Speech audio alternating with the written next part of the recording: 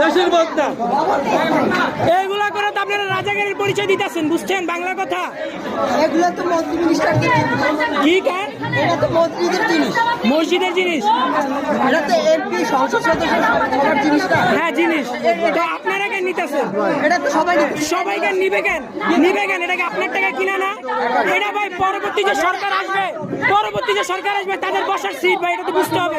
এটা আমার টাকা কেটে আমি ফেরত নিয়ে যাবেন কেন? আপনি কয় টাকা দিচ্ছেন এর পিছনে?